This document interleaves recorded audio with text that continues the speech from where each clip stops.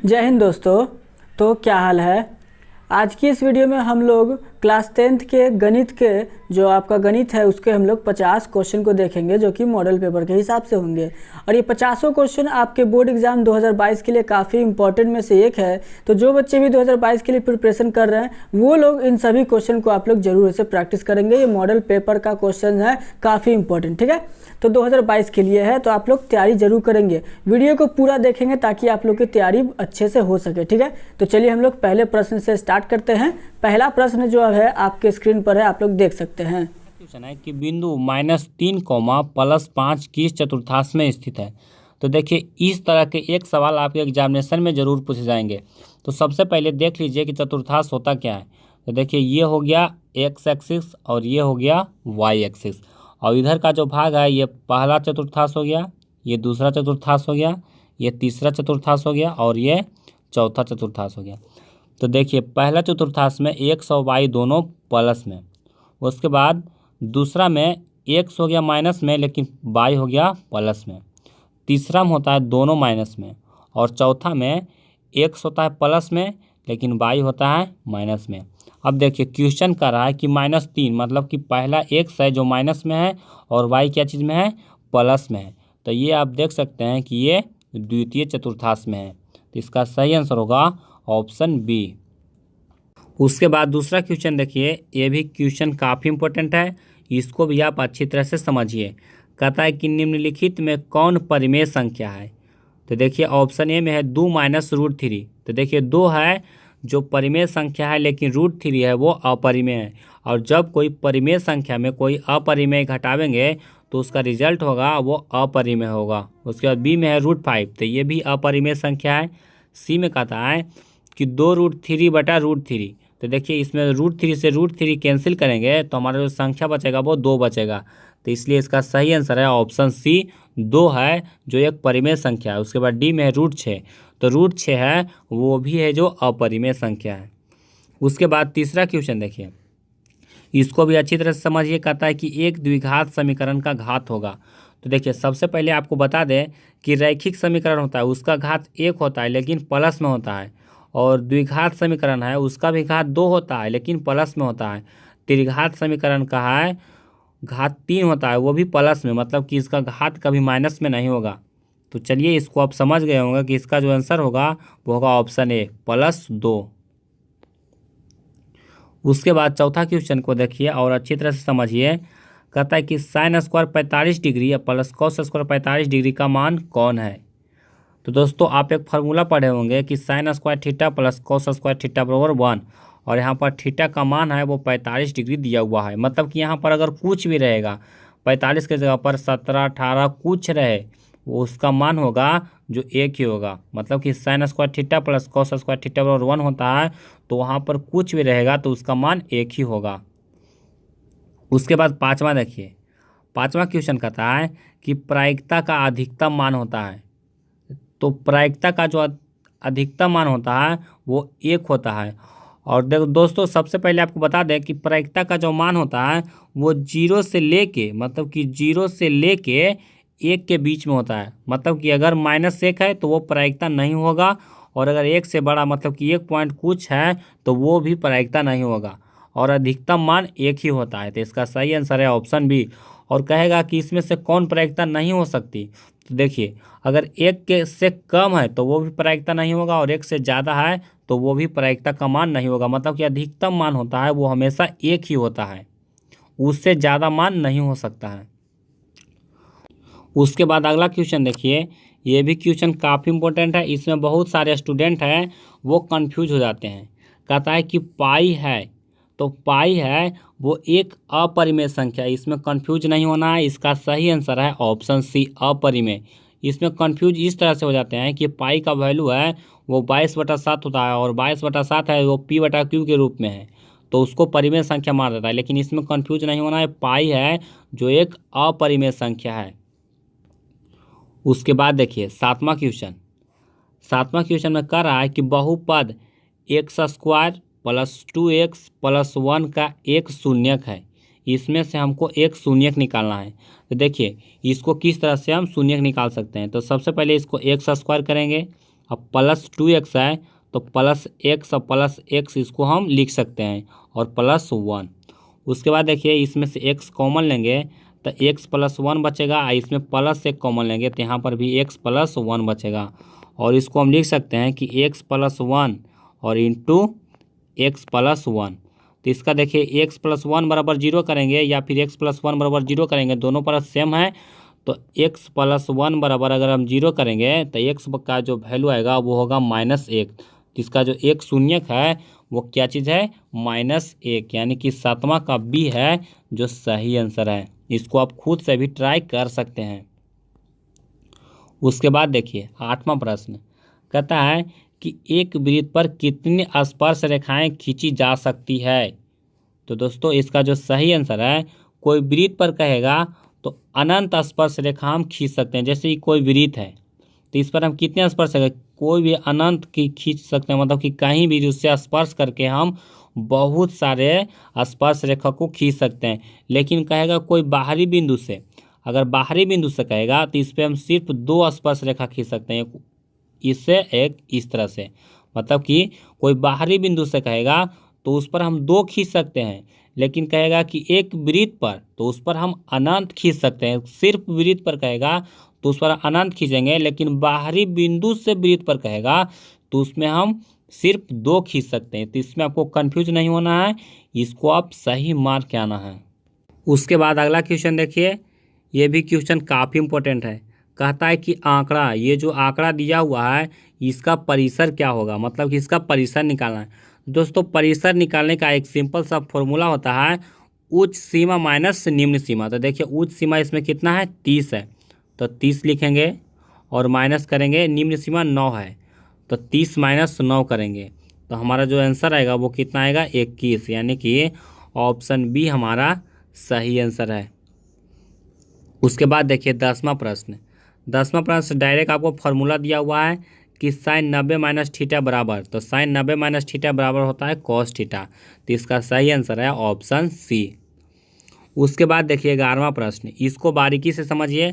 कहता है कि किसी घटना ई के लिए, मतलब कि कोई घटना ई है पी, मतलब कि इसका प्रायिकता, और पी ई डैश मतलब कि प्रायिकता नहीं, मतलब कि होने की प्रायिकता और नहीं होने की प्रायिकता, दोनों को जोड़ेंगे तो उसका मान होगा जो 1 होगा, यानी कि ऑप्शन बी है इसका सही आंसर है। इसमें आपको कंफ्यूज नहीं होना है, ये VVI क्वेश्चन है, इसको आप अच्छी तरह से तैयारी कर लीजिए। मतलब कि होने की प्रायिकता और नहीं होने की प्रायिकता को जोड़ेंगे तो उसका वैल्यू 1 आएगा।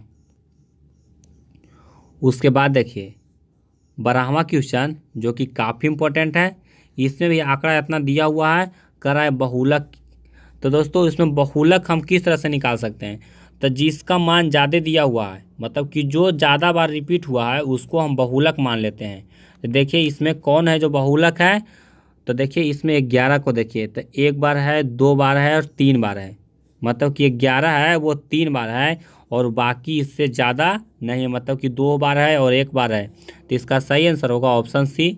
आप इसको खुद से बना सकते हैं, ये बहुत ही आसान सा सवाल है। उसके बाद देखिए 13वां क्वेश्चन कहता है निम्नांकित में से कौन बहुपद नहीं है। हमें बताना है कि कौन है वो बहुपद नहीं है।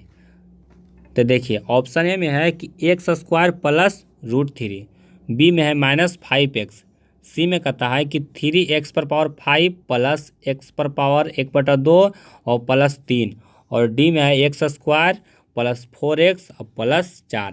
तो इसका जो सही आंसर होगा वो होगा ऑप्शन सी। दोस्तों अगर x⁴ होल नहीं रहे, मतलब कि होल नंबर नहीं रहे, तो वो होगा जो बहुपद नहीं होगा। इस पर देखिए x⁴ 1/2 है, इसलिए यह बहुपद नहीं हो सकता है। तो इसका सही आंसर है जो ऑप्शन सी है। और ये सब में देखिए x⁴ 2 है, इसमें x⁴ 1 है, इसमें x⁴ 2 है, तो ये सब बहुपद है। लेकिन अगर x⁴ कोई होल नंबर नहीं रहे, मतलब कि आधा रहे, तो उसको हम बहुपद नहीं मान सकते। उसके बाद अगला क्वेश्चन देखिए 14वां प्रश्न। इस तरह के सवाल आपको एग्जामिनेशन में बार बार देखने को मिलते हैं। कहता है कि sin 35 डिग्री बटा cos 55 डिग्री का मान होगा। तो देखिए इस तरह के सवाल में हम या तो हर को या फिर अंश को हम चेंज कर देंगे, यानी कि sin 35 डिग्री को अगर ऐसा ही छोड़ देंगे तो cos 55 डिग्री को हम कॉस 90 माइनस 35 लिख सकते हैं, और कॉस 90 माइनस थीटा बराबर होता है साइन थीटा।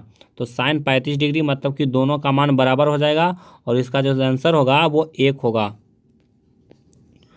उसके बाद अगला देखिए 15वां प्रश्न एपी से है, बहुत ही आसान सा सवाल है। कहता है कि -3 कॉमा -1/2 कॉमा 2 का 11वां पद निकालना है। तो देखिए इसको हम किस तरह से निकालते हैं। तो इसमें सबसे पहले ए कितना दिया हुआ है, ए का मान है -3। उसके बाद डी का वैल्यू निकालना है। तो डी कितना है, तो दूसरा पद में से पहला पद घटाएंगे। तो दूसरा पद 1/2 है और इसमें घटाएंगे -3 को, तो माइनस माइनस यहाँ पर प्लस हो जाएगा और 3 करेंगे। तो यहाँ पर हम 2 एलसीएम लेंगे और -1 और +6 मतलब कि 5/2 इसका डी होगा जो 5/2 होगा। और हम 11वां पद तो T11 बराबर हो जाएगा a प्लस, तो a कितना है -3 प्लस n-1 करेंगे तो हो जाएगा 10D, तो 10 गुना 5/2 और इसको काटेंगे तो हो जाएगा 5 × 5 = 25, अब 25 में -3 जाएगा तो कितना बचेगा 22। तो इसका सही आंसर है वो है ऑप्शन ए, यानी कि 22 है जो हमारा सही आंसर है। इसको आप खुद से भी ट्राई कर सकते हैं। उसके बाद अगला देखिए 16वां क्वेश्चन है कि बहुपद 4x² - 4x + 1 के मूलों का गुणनफल है। तो दोस्तों मूलों का गुणनफल यानी कि अल्फा इंटू बीटा का मान निकालना है। तो अल्फा इंटू बीटा का मान होता है c/a। तो इसमें c का वैल्यू 1 है तो 1 हो जाएगा और a का वैल्यू कितना है 4। तो हमारा जो आंसर होगा वो 1/4 होगा प्लस में। तो इसका सही आंसर है ऑप्शन बी। उसके बाद अगला क्वेश्चन देखिए 17वां क्वेश्चन देखिए, ये भी क्वेश्चन काफ़ी इंपॉर्टेंट है। इसमें डायरेक्ट आपको फार्मूला पूछा जा रहा है कि एक एपी का पहला पद ए है और सार बनता डी है, एनवां पद का योग होगा, मतलब कि हमें पदों का योग निकालना है। तो इसका जो हमारा डायरेक्ट फार्मूला होता है वो होता है n/2 × 2a + n-1 × d, यानी कि ऑप्शन डी इसका सही आंसर है। उसके बाद 18वां क्वेश्चन देखिए, ये भी क्वेश्चन काफ़ी इंपॉर्टेंट है और इस तरह के आपको एक सवाल आपके एग्जामिनेशन में ज़रूर पूछे जाते हैं। कहता है कि 1/√3 बराबर है। तो ऑप्शन ए में है साइन 30 डिग्री के, बी में है tan 30 डिग्री के, सी में है tan 60 डिग्री के और डी में है साइन 60 डिग्री के। तो दोस्तों इस सवाल को हल करने के लिए सबसे पहले आपको पूरा ट्रिगोनोमेट्रिकल फंक्शन का 0 डिग्री से 90 डिग्री तक मान कम से कम याद रखना है। तो चलिए इसमें हम आपको बता देते हैं कि 1/√3 है वो tan 30 डिग्री का वैल्यू है, लेकिन आपको अच्छी तरह से आपको सभी का याद कर लेना है, तभी इस तरह के सवाल आप बना सकते हैं। उसके बाद 19वां क्वेश्चन देखिए, ये डायरेक्ट फार्मूला है कि अर्धगोले का संपूर्ण पृष्ठ का क्षेत्रफल है। तो इसका सही आंसर होता है 3πr²। उसके बाद 20वां क्वेश्चन देखिए, 20वां क्वेश्चन भी काफ़ी इंपॉर्टेंट है। कहता है कि √2 cos θ = 1, तो थीटा का मान है। देखिए इसको हम cos θ बराबर हम लिख सकते हैं 1/√2 और 1/√2 है वो cos 45 डिग्री का मान है। तो इसका सही आंसर होगा ऑप्शन बी। उसके बाद अगला क्वेश्चन देखिए 21वां प्रश्न, कहता है कि यदि अल्फा बीटा द्विघात बहुपद f(x) मतलब कि फंक्शन है जो x में है, यानी कि x² - 3x + 5 के मूल है, तो देखिए 1/α + 1/बीटा का मान होगा। देखिए जब इस तरह के सवाल आपको पूछे जाएंगे तो इसमें आपको पहले अल्फ़ा प्लस बीटा निकालना है। तो देखिए अल्फ़ा प्लस बीटा पर कितना होता है -b/a।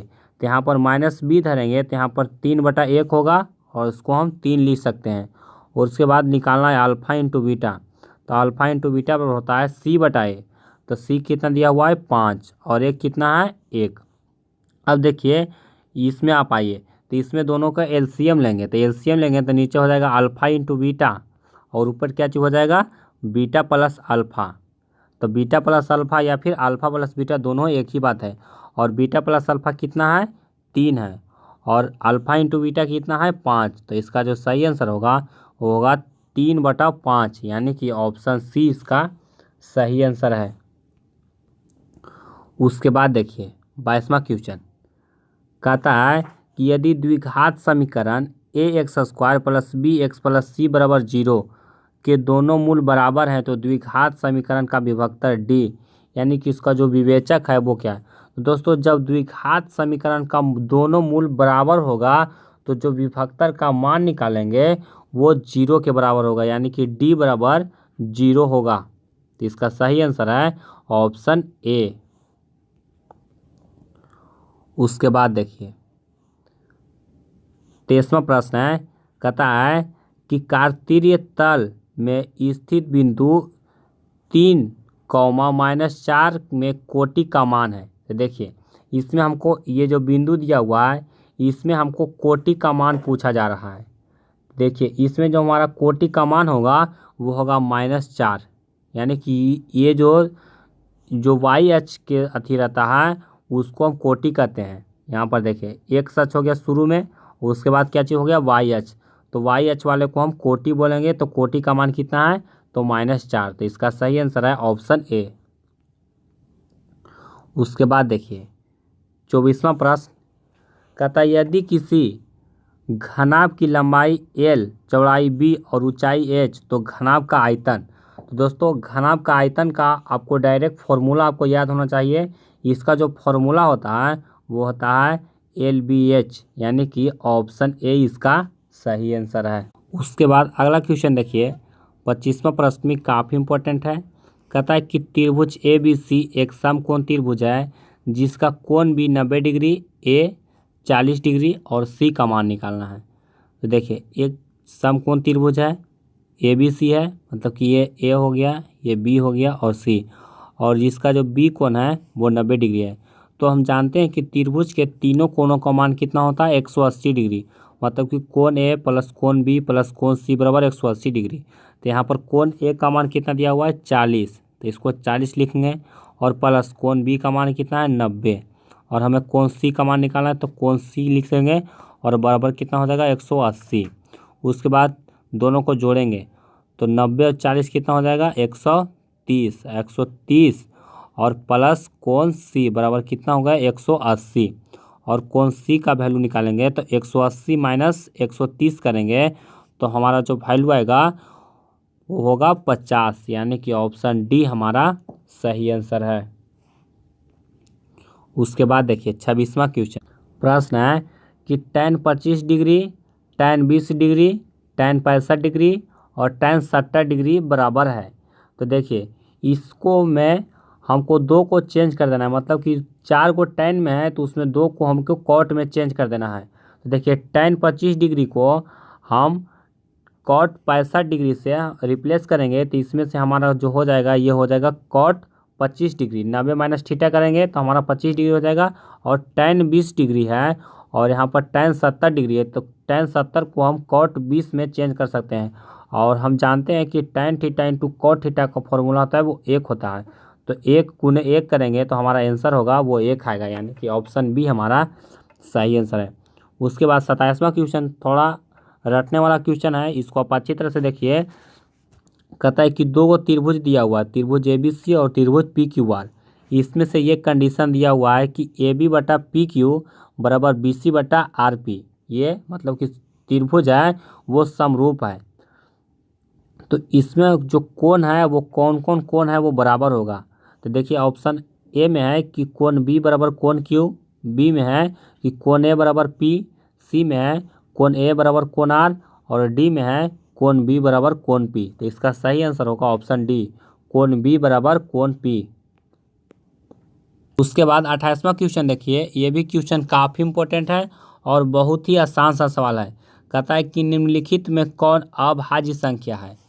तो सबसे पहले हमको यह जानना होगा कि अभाज्य संख्या किसे कहते हैं। तो दोस्तों अभाज्य संख्या उसे कहते हैं जो एक से कटे, स्वयं से कटे और उसके अलावा किसी और से नहीं कटे, तो उसको हम अभाज्य संख्या कहते हैं। तो ऑप्शन ए में है 10, तो 10 देखिए 5 और 2 से भी कट रहा है। 21 तो 7 और 3 से कट रहा है। उसके बाद सी में देखिए 11, तो 11 है वो किसी से नहीं कटेगा, तो इसका सही आंसर होगा वो होगा ऑप्शन सी। उसके बाद डी में देखिए 35 है, तो ये 7 से भी कटेगा, 5 से भी कटेगा, तो ये है जो भाज्य संख्या है। उसके बाद 29वां क्वेश्चन कहता है कि 1 प्लस cot स्क्वायर थीटा बटा 1 प्लस टेन स्क्वायर थीटा बराबर होता है। तो ऑप्शन ए में है टेन स्क्वायर थीटा के, बी में है सेक स्क्वायर थीटा के, सी में है कॉसेक स्क्वायर थीटा के और डी है कॉट स्क्वायर थीटा के। इसका जो सही आंसर होगा वो होगा option D, cot square theta. दोस्तों इसका जो प्रूफ है थोड़ा लंबा है, इसलिए मैं इस वीडियो में नहीं बता पा रहा हूँ। अगर इसका आप प्रूफ आपको चाहिए तो आप मुझे कमेंट कर सकते हैं, या फिर कोई बुक से या फिर किसी दोस्त के हेल्प से इसको सॉल्व कर सकते हैं। अगर इसमें इसका प्रूफ बताएंगे तो ये वीडियो है वो अधिक लंबा हो जाएगा, इसलिए इसको हम यहीं पर छोड़ देते हैं आपको आंसर बता के। उसके बाद देखिए तीसरा क्वेश्चन, ये भी काफ़ी इंपॉर्टेंट है और इसको VVI क्वेश्चन कर लीजिए। कहता है यदि किसी वृत्त का परिमाप और क्षेत्रफल संख्यात्मक रूप से बराबर हो तो उस वृत्त की त्रिज्या है। तो ऑप्शन ए में है पाई मात्रक, बी में है 2 मात्रक, सी में है 5 मात्रक और डी में है 4 मात्रक। तो इसका जो सही आंसर होगा वो होगा ऑप्शन बी, 2 मात्रक। उसके बाद 31वां देखिए, ये क्वेश्चन काफ़ी इंपॉर्टेंट है और इससे हम पहले कई बार और वीडियो में बता चुके हैं कि बिंदु 2,3 की मूल बिंदु से दूरी है। तो दोस्तों मूल बिंदु से दूरी निकालने का फॉर्मूला होता है √x² प्लस y²। तो इसमें x स्क्वायर कितना हो जाएगा, 2 दूनी 4 और y स्क्वायर कितना हो जाएगा 3 तिहाई 9 और 9 और 4 कितना हो जाएगा 13, मतलब कि √13 इकाई। यानी कि हमारा ऑप्शन सी है वो सही आंसर है। उसके बाद 32वां क्वेश्चन देखिए, ये भी क्वेश्चन काफ़ी इंपॉर्टेंट है और इससे रिलेटेड आपके एग्जामिनेशन में बहुत सारे सवाल पूछे जाते हैं। कहता है कि यदि दो संख्याओं का HCF 15 है, LCM 90 है तो संख्याओं का गुणनफल होगा। तो देखिए इस सवाल को कुछ उल्टे तरीक़ा से पूछेगा कि अगर दोनों संख्या दे देगा और पूछेगा कि इसका HCF गुना LCM क्या होगा। तो देखिए अगर कोई भी तरीक़ा से सवाल पूछे तो सीधे दोनों को गुना कर देना है, मतलब कि HCF गुना LCM कर देंगे तो दोनों संख्याओं का गुणनफल निकल जाएगा, और अगर दोनों संख्याओं को गुणनफल करेंगे तो HCF गुना LCM निकल जाएगा। तो इसमें हम 15 और 90 का गुणनफल करेंगे तो हमारा आंसर होगा 1350, यानी कि ऑप्शन सी है जो सही आंसर है। उसके बाद 33वां क्वेश्चन देखिए, ये भी क्वेश्चन काफ़ी इंपॉर्टेंट है। कहता है कि यदि 2θ बराबर 60 डिग्री तो साइन थीटा का मान कितना होगा। तो देखिए 2θ बराबर 60 डिग्री तो थीटा बराबर कितना हो जाएगा 30 डिग्री, और साइन 30 डिग्री का वैल्यू कितना होता है 1/2, यानी कि हमारा जो आंसर है वो है ऑप्शन बी, सही। उसके बाद 34वां प्रश्न देखिए, ये भी काफ़ी इंपॉर्टेंट प्रश्न है। कहता है कि आकृति में PA तथा PB दो आसपास रेखाएं इस प्रकार है कि PA बराबर 8 सेमी तथा कोण APB बराबर 60 डिग्री, तो आसपास रेखा PB की लंबाई क्या होगी। तो दोस्तों इस क्वेश्चन पर हम पहले भी चर्चा किए हैं कि कोई बाहरी बिंदु से हम कोई वृत्त पर दो आसपास रेखा खींच सकते हैं और जो दोनों आसपास रेखा की लंबाई होगी वो बराबर होगी। इसे ऑब्जेक्टिव में भी पूछा जाता है। तो देखिए यहाँ पर एक का मान 8 है तो दूसरा का मान भी कितना होगा 8 सेंटीमीटर ही होगा। तो इसका सही आंसर होगा हमारा ऑप्शन ए, 8 सेंटीमीटर। उसके बाद 35वां क्वेश्चन देखिए, ये भी क्वेश्चन काफ़ी इंपॉर्टेंट है, इसको आप अच्छी तरह से समझिए।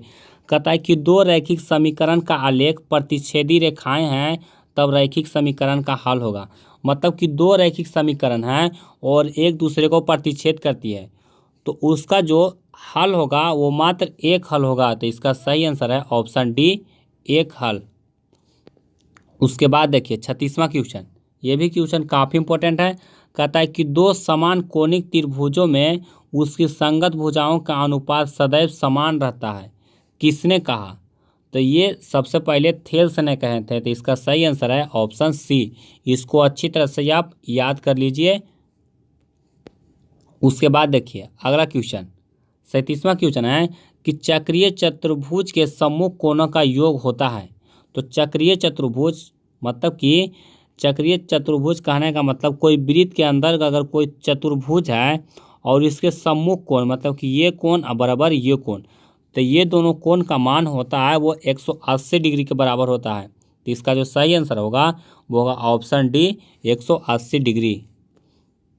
उसके बाद देखिए 38वां क्वेश्चन, इसको आप अच्छी तरह से समझिए, ये बहुत ही इम्पोर्टेंट क्वेश्चन है। साथ साथ आपके कंपटीशन एग्जाम के लिए भी ये बहुत ही इंपॉर्टेंट क्वेश्चन है। कहता है 2 गोले का आयतन का अनुपात 125:27 है, तो इसके पृष्ठ क्षेत्रफल का अनुपात क्या होगा। तो देखिए सबसे पहले त्रिज्या के बारे में समझते हैं कि आयतन निकालेंगे तो आयतन का फॉर्मूला होता है 4/3 πr³। मतलब कि 125 है वो किसी का क्यूब दिया हुआ है और 27 भी किसी का क्यूब दिया हुआ है। तो 125 है वो किसका क्यूब है, तो 5 का क्यूब है। और उसके बाद 27 है वो किसका क्यूब है, 3 का। 3 तिया 9, 9 तिया 27। तो देखिए ये आ गया। तो ये आंसर नहीं होगा। अगर त्रिज्या का अनुपात पूछेगा तो इसका आंसर यही होगा, लेकिन हमें पूछ रहा है कि पृष्ठीय क्षेत्रफल। अब पृष्ठीय क्षेत्रफल होता है 4πr²। तो देखिए संपूर्ण पृष्ठ का क्षेत्रफल होता है 4πr²। तो इसमें r को फिर स्क्वायर कर देना है, मतलब कि स्क्वायर करेंगे तो कितना हो जाएगा, 25:9। तो हमारा जो सही आंसर होगा वो होगा 25:9, यानी कि ऑप्शन बी हमारा सही आंसर है। दोस्तों इसमें कंफ्यूज नहीं होना है। अगर क्षेत्रफल पूछ दे और त्रिज्या निकालना रहे तो उसको अंडर रूट करेंगे, लेकिन अगर आयतन दे दे और उससे हमको त्रिज्या पूछे तो उसका क्यूब रूट कर देना है। और अगर त्रिज्या दे दे और हमको पूछे कि इसका आयतन का अनुपात क्या होगा तो उसको क्यूब कर देना है। इसमें आपको कंफ्यूज नहीं होना। इसको आप अच्छी तरह से 1 से 2 बार इसको प्रैक्टिस कीजिए, आपको अच्छी तरह से खुद समझ में आ जाएगा। उसके बाद आइए 39 क्वेश्चन, मतलब कि 39वां क्वेश्चन है। ये भी क्वेश्चन आपको काफ़ी इंपॉर्टेंट है। कहता है कि cos थीटा बराबर x तो sec थीटा। तो दोस्तों हम जानते हैं जो sec थीटा का मान होता है वो cos थीटा के उल्टा होता है। अगर cos थीटा बराबर x है तो sec थीटा का मान होगा जो 1/x होगा, यानी कि ऑप्शन डी इसका सही आंसर है। उसके बाद 40वां क्वेश्चन देखिए। ये क्वेश्चन आपको अच्छी तरह से समझना है। कहता है यदि त्रिभुज ABC के शीर्ष का निर्देशांक A है जो 2,4 है, B है जो 0,6 है और C है जो 4,-1 है, तो ABC के केंद्रक का निर्देशांक होगा। तो देखिए केंद्रक का निर्देशांक निकालने के लिए होता है x1 + y1 x1 + x2 + x3/3। तो इसमें 2 हो गया, उसमें क्या चीज़ है 0 और उसमें क्या चीज़ है 4। तो इसको करेंगे और बटा 3 करेंगे तो 4 और 2 6/3 हो जाएगा, मतलब कि 2। तो एक पहला हो गया, पहला आ गया कितना 2। उसके बाद देखिए y1 + y2 + y3 करना है, मतलब कि 4 और +6 और प्लस कितना -1 है। तो यहाँ पर हम -1 कर सकते हैं। तो 6 और 4 10 और 10 में से 1 गया तो कितना बचा 9 और 9/3 करेंगे तो इसका 3, मतलब कि हमारा जो निर्देशांक आया वो आया कितना 2,3, यानी कि हमारा ऑप्शन बी है वो सही आंसर है। उसके बाद अगला क्वेश्चन देखिए। ये भी क्वेश्चन काफ़ी इंपॉर्टेंट है। कहता है कि n पदों वाले AP का योग n² + 2n + 1 है, तो इसका 6वां पद है। तो ऑप्शन ए में है 14, बी में है 13, सी में है 15 और डी में है 16। तो दोस्तों इसका सही आंसर है वो है ऑप्शन बी 13। उसके बाद देखिए 42वां क्वेश्चन। ये भी काफ़ी इंपॉर्टेंट है। कहता है कि 2 समरूप त्रिभुजों की भुजाएं 3:5 के अनुपात में है, इन त्रिभुजों का क्षेत्रफल का अनुपात है। तो दोस्तों जब आपको भुजा का अनुपात दिया हुआ रहे और आपको क्षेत्रफल का अनुपात पूछे तो इसको स्क्वायर कर देना है, यानी कि 3 का स्क्वायर करेंगे तो 9 हो जाएगा और 5 का स्क्वायर करेंगे तो 25 हो जाएगा, यानी कि हमारा आंसर होगा वो 9:25, यानी कि ऑप्शन सी इसका सही आंसर है। और अगर आपको क्षेत्रफल दे दे और भुजा पूछे तो दोनों को अंडर रूट कर देंगे तो हमारा भुजा का अनुपात निकल जाएगा। उसके बाद अगला क्वेश्चन देखिए। ये भी क्वेश्चन काफ़ी इंपॉर्टेंट है और आपको इस तरह के एक सवाल आपको जरूर पूछ जाएंगे। कहता है कि बिंदु, ये जो बिंदु दिया हुआ है और ये बिंदु दिया हुआ है, इसके बीच की दूरी निकालना है। तो इसमें आपको डिस्टेंस फार्मूला लगा देना है।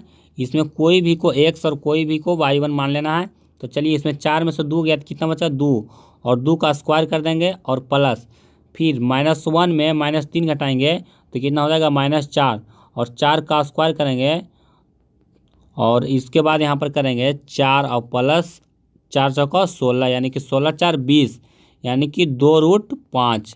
हमारा जो सही आंसर है वो है ऑप्शन डी। इसमें आप किसी भी तरह से आप निकाल सकते हैं, इसमें आपको कोई पाबंदी नहीं है। फॉर्मूला इसमें आपको सही लगाना है, सिर्फ कोई को भी x1 और कोई को भी y1 मान लेना है, आपको आंसर सही आ जाएगा। उसके बाद देखिए 44वां प्रश्न देखिए, यह भी काफ़ी इंपॉर्टेंट है। एक दिया हुआ है समीकरण और उसका पूछ रहा है विभक्तर क्या है, विभक्तर बराबर है।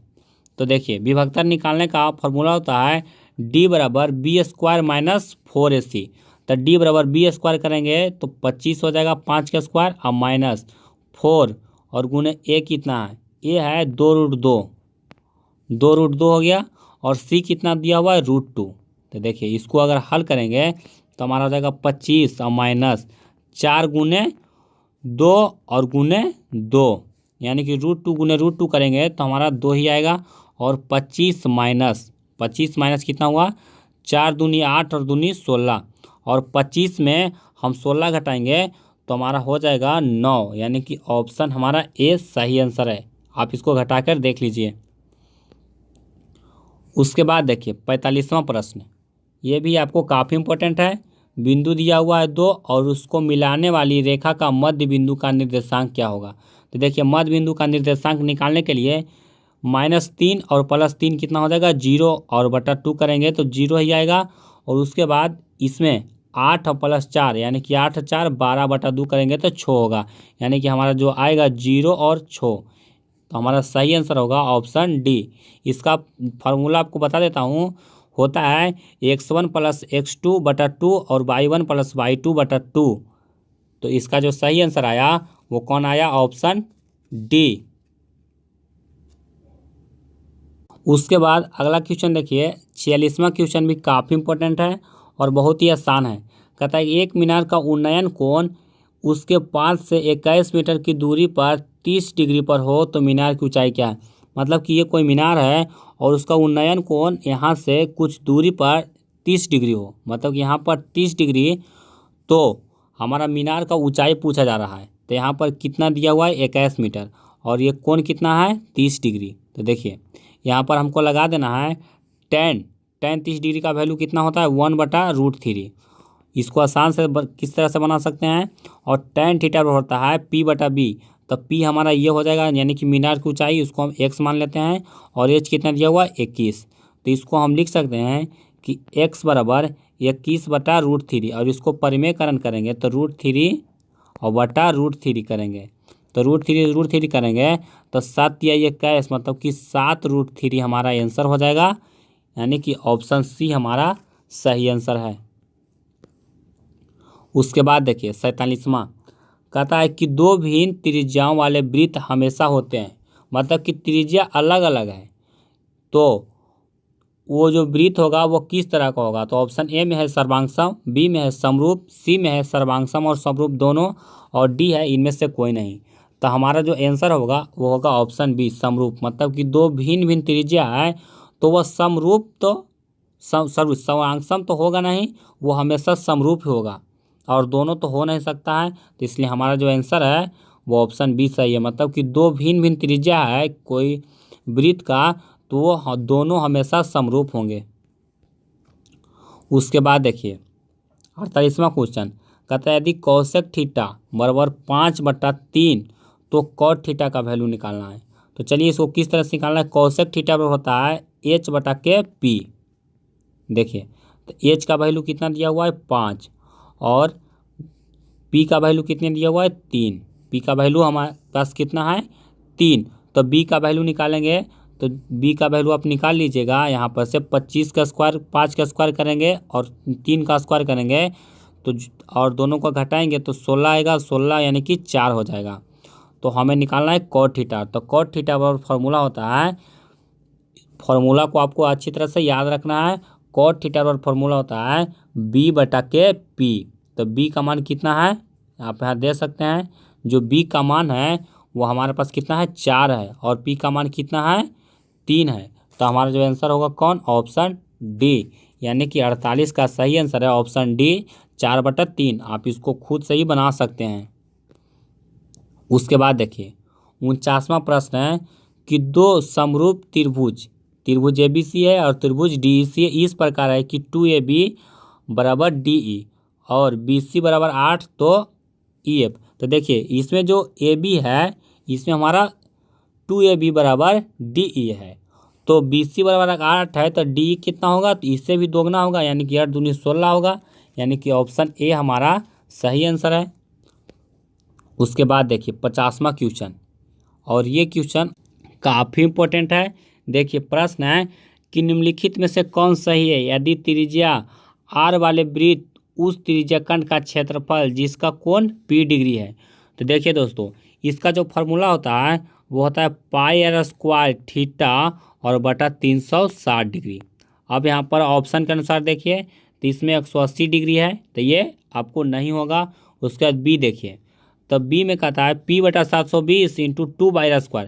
तो देखिए 2 से अगर हम काटेंगे 720 को तो हमारा नीचे बचेगा वो 360 बचेगा, यानी कि हमारा जो फार्मूला है वो ऑप्शन बी पर सूट कर रहा है कि πr² थीटा बटा 360। तो हमारा जो सही आंसर होगा वो होगा ऑप्शन बी P बटा 720 गुने 2πr²। मतलब कि 2 से काटेंगे 720 को तो हमारा जो आंसर है वो नीचे 360 होगा, और हमारा यही फॉर्मूला मेरा जो प्रूफ होता है।